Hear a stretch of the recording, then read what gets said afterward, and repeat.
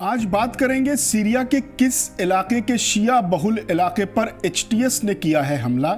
इस हमले में कितने लोग मारे गए हैं और हमले के बाद ईरान ने क्या कहा है। साथ ही जानेंगे लेबनान में हिजबुल्लाह ने इजरायली फौज को क्यों दी सीज फायर तोड़ने की धमकी, और बात हमास के उस कमांडर की जिसे मारने का इजरायल ने किया था दावा मगर वो जिंदा है और गाजा में हमास की जीत का ऐलान कर रहा है। साथ ही बात करेंगे ट्रंप सऊदी दोस्ती की। सऊदी अरब अमेरिका में इन्वेस्टमेंट के लिए क्यों पानी की तरह बहाना चाहता है खजाना। तो सबसे पहले बात करते हैं आज सीरिया की। सीरिया की ब्रिटेन में मौजूद Syrian observatory for human rights ने बताया है कि सीरिया की सरकार चलाने वाले कट्टरपंथी ग्रुप हयात तहरीर अल शाम ने होम्स सूबे के शिया आबादी वाले इलाकों में कम से कम 13 लोगों का छापेमारी के दौरान कत्ल किया है। अल जुजाइला, अल गरबिया, तारिन और काफरनान जैसे गांवों में ये कत्ल किए गए हैं। छापेमारी के दौरान दर्जनों लोग जख्मी भी हुए हैं और दर्जनों को एचटीएस के बंदूकधारियों ने गिरफ्तार भी किया है। इन लोगों पर इल्जाम है कि ये एचटीएस के साथ समझौता नहीं कर रहे थे। कुछ लोगों को तो इसलिए मार दिया गया कि इन्होंने अपनी मजहबी तस्वीरों, पोस्टर्स और बैनर्स को अपनी इमारतों से हटाने से इनकार कर दिया था। हालांकि तहरीर अल शाम के लीडर अहमद अल शरा अपने हर बयान में कहते रहते हैं कि उनकी सरकार में सीरिया के सभी तबके महफूज हैं, चाहे वो शिया हों, अलवी हों, द्रूज हों और क्रिश्चियंस हों, सारे अल्पसंख्यक सुरक्षित हैं। लेकिन सीरिया के अलग अलग सूबों से लगातार इस तरह की खबरें आती रहती हैं।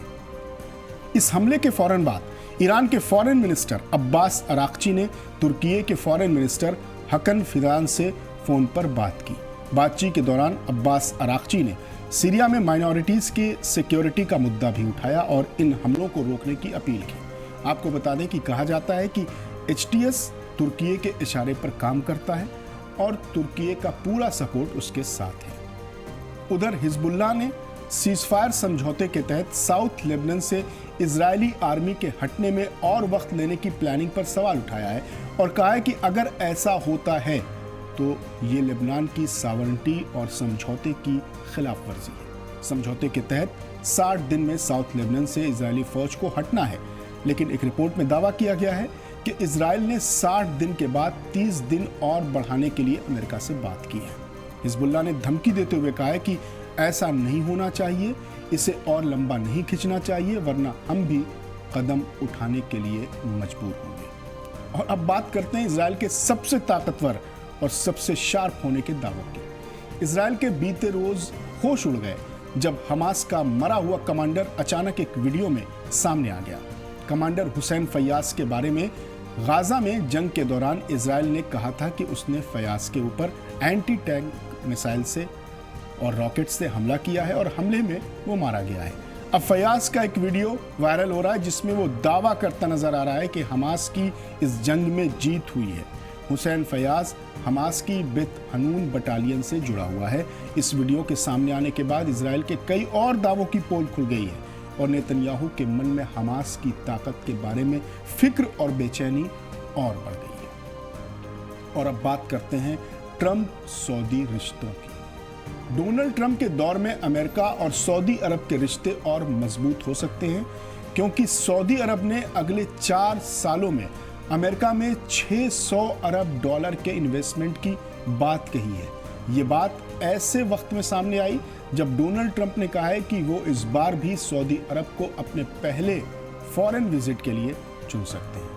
आपको बताते हैं कि अमेरिकी प्रेसिडेंट डोनाल्ड ट्रंप और सऊदी अरब के क्राउन प्रिंस मोहम्मद बिन सलमान के बीच फोन पर बातचीत हुई।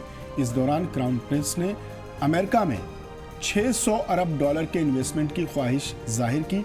साथ ही उन्होंने डोनाल्ड ट्रंप की पॉलिसीज की तारीफ भी की और कहा कि ट्रंप के दौर में खित्ते में सुधार होगा, तरक्की होगी और अमन फैलेगा। डोनाल्ड ट्रंप ने 2017 में भी राष्ट्रपति बनने के बाद अपनी पहली विदेश यात्रा के लिए सऊदी अरब को चुना था।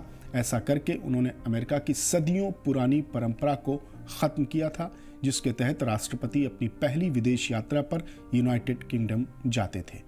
डोनाल्ड ट्रंप तेल से मालामाल खाड़ी देशों से रिश्ते मजबूत करना चाहते हैं। वो खालिस कारोबारी आदमी हैं, इसलिए वो इस बार भी सबसे पहले सऊदी अरब की यात्रा कर सकते हैं।